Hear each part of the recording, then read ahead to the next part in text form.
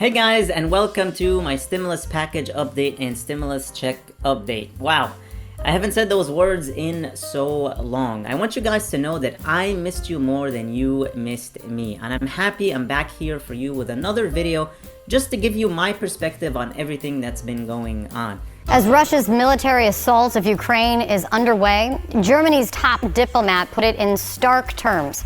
We woke up in a different world today. CNN's Matthew Chance is on the front lines, and I want you to watch what he and his crew came upon only 20 miles outside of Kyiv. And we are here at the Antonov Airport, which is about 25 kilometers, 15 miles or so out of the center. These troops you can see over here. Stand up, Lewis. These troops you can see over here, they are Russian airborne forces. They have taken this airport. They've allowed us to come in and be with them as they defend the perimeter of this air base here, where helicopter-borne troops, these troops, were landed in the early hours of this morning to take and to form an air bridge to allow for more troops to come in. You can see these are Russian forces. You can tell they're Russian. I've spoken to them already. You can tell they're Russian. They've got that orange and black band to identify them as Russian forces. I've spoken to the commander on the ground there within the past few minutes, and he said they are now in control of this airport. And within the past few seconds, just before you came to us, they were engaged in a firefight, presumably with the Ukrainian military, which says it is staging a counter-offensive to try and take back this airport. We can tell you now, I'm standing outside the perimeter of this Antonov air base, and it has not been taken back by the Ukrainian military. It is the Russian military. You can see them now moving back to a different position. It is the Ukrainian military who say they are now in control. This is about, I would say, about 20 miles from the center of the Ukrainian capital. And so it just shows us now for the first time just how close Russian forces have got towards the center of the Ukrainian capital. It's not just, I was speaking to officials earlier, Ukrainian officials, and they're saying that the plan isn't just to surround the Ukrainian capital. They fear now that the plan is to take the capital, to decapitate the leadership of Ukraine, and to replace that leadership with a pro-Russian government. That's what Ukrainian officials are telling us now they think is the Russian plan. And I can tell you, it is a very tense situation. We're expecting to see Ukrainian military force. We didn't even know, frankly, we didn't even know that, the Russian forces were going to be here. We assumed this was the Ukrainian forces. So I went up to speak to them saying, hey, we come from Kiev, but it only emerged during the conversation that they're all Russians and there are no Ukrainian military forces in sight, although I can hear them because they've been shooting ferociously in the course of the past few minutes. And so we're sort of in a defensive position behind this wall here. We've got our car here with the crew here as well. As the Russian airborne troops defend this position that they've taken on the outskirts of Kiev. Unbelievable. I mean, what Matthew Chance is saying and all of the images that are coming out of Ukraine depict a surreal scene, war in Europe. Russian President Vladimir Putin upending decades of geopolitical stability overnight when he decided to, unprovoked, launch attacks on multiple locations across Ukraine.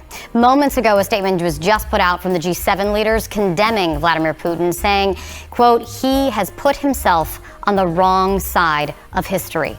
Joining me right now is CNN political and national security analyst David Sanger, the author of The Perfect Weapon, War, Sabotage, and Fear in the Cyber Age. Very important issue right now, specifically in what we're talking about, David. No matter, David, how this ends, do people across the globe need to start considering that this will impact and change security worldwide, including for Americans? Oh, I think our world has changed today. Just as the German foreign minister said, I think she had it just right. And I think that's true for a couple of reasons. First of all, Kate, if you and I had been on the air a year ago and would have tried to lay odds on the thought that there would be a war in Europe unprovoked in which a rising European democracy, a flawed one, a corrupt one, but one for which there was hope, was taken over by a superpower, I don't think either one of us would have given that much chances. The second is, listening to Matthew Chance and his incredibly brave and great work out there, think about this. He's telling us Russian forces are 20 miles from Kiev. And that in itself tells you, people just this morning were thinking that would be a few days, maybe a week. I think the third big thing we have to think about for this is that we have gone from a world in 15 years where we were discussing Russia as a potential partner, even talking about whether they might join NATO, to one in which the country and its leader are an outcast. I don't think it's very long before you hear people discuss, we've heard some already, whether or not this is a war crime that's gone on, because there was nothing to provoke it. There was this sort of big lie that Ukraine was seeking nuclear weapons, that it was planning genocides. All of it was nonsense. And so we have a lot to reevaluate. And then the cyber element you discussed may be what's coming.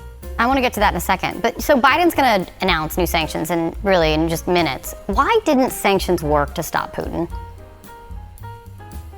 It's a great question. I mean, the oddity of this case is, in this particular time, Kate, is that we had near perfect intelligence. We've had other cases where we've had big intelligence failures.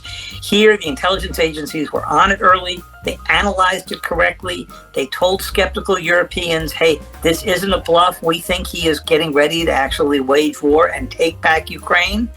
Even the Ukrainians didn't believe that until just a few days ago.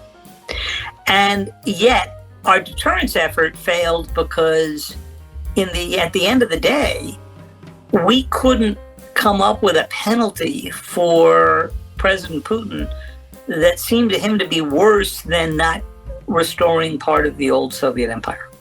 And in the end, for deterrence to work, the target of it has got to want one thing or avoid a penalty greater than they want their strategic objective. And we didn't come up with that. So there you have it, you guys. A lot unfolding right now, and I will keep you up to date as more information rolls out here on the channel. Now, let's talk about stimulus checks. And I know a lot of people are wondering, is there going to be a fourth federal level stimulus check of $2,000? A lot of people have been waiting for that.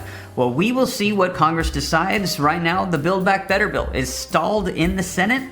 They're trying to see if they can come up with some sort of agreement on provisions for that one, and it currently does not have a check included. We're hearing that there are going to be more phases of stimulus coming out for small businesses and to help combat the pandemic, but we will see if there's any more direct assistance to people on a federal level. Now, in the meantime, while we're waiting to see what unfolds with that, there is state, county, and city level checks coming out, and they're coming out almost every other day now. New programs to help out people during this time, and I'll keep you up to date on these. And here's the latest, you guys. Massachusetts set to begin sending out $500 checks to thousands of low-income workers. Now, the article says the first round of one-time $500 bonuses will be mailed out to thousands of low-income workers, the governor's office announced. And they said, our administration has worked quickly to design the parameters for the program with plans to efficiently begin distribution of these payments at the end of March. Now, this program will support those workers who served our communities, especially earlier in the pandemic, Governor Charlie Baker said in a statement. Now, the state's Pandemic Essential Employee Premium Pay Program will distribute $460 million to an estimated 500,000 workers. The initiative relies on federal pandemic relief dollars and was initially intended to reward low-income workers who manned the front lines at the height of the pandemic, but the eligibility criteria released by Baker's administration on Tuesday included no such parameters. Lawmakers gave the Baker administration wide leeway to develop the program's criteria, and the governor's office said that it aims to ensure that the critical support is provided quickly to deserving workers across the Commonwealth. So congratulations to those of you in Massachusetts that are low-income workers that held the front lines. 500,000 of them are going to be receiving these payments of $500. Now, in addition to that, we have this one right here. Take a look. More money. Hundreds of families set to get monthly income for 2 years. Now, this one says that the mayor of St. Paul, Minnesota, congratulations, plans to extend a program designed to give low-income families monthly income for the next 2 years.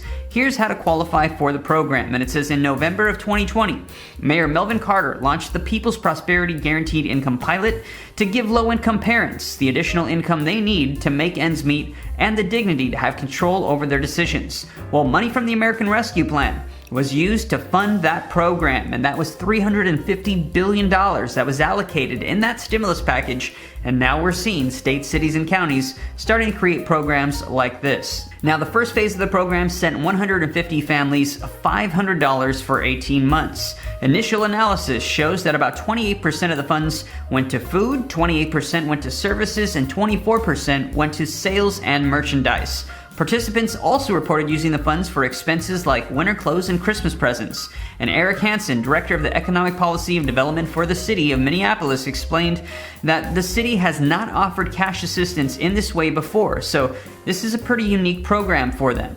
Now, the second phase that's going to be launching, Mayor Melvin Carter said in a State of the City address that people describe this program as a life raft for their families. So now the first phase of the program is winding down, and the mayor is getting ready to launch the second phase. And the second phase will use $4 million in federal pandemic relief dollars to send 300 families monthly payments for the next 2 years. And the second phase will also include expecting parents as well. And our goal is to impact families even before their children are born. So who is eligible? Here is all the criteria right here, and I'll also link this in the description below, so that way if this is applicable to you, you could potentially see another stimulus check coming out from St. Paul, Minnesota. Alright guys, this is all I have for you in this video. Thank you so much for tuning in. I really missed you. Hopefully I'll see you here again very soon. And I'd love to hear your thoughts and opinions on everything we talked about here in the comments below. Thank you so much for watching. I really appreciate you all. Please hit the like button on the video, share this video with your friends and family, and subscribe if you haven't already, and click that notifications bell to be notified that whenever I publish new videos for you. Please stay safe, stay healthy, and I'll see you in the next video.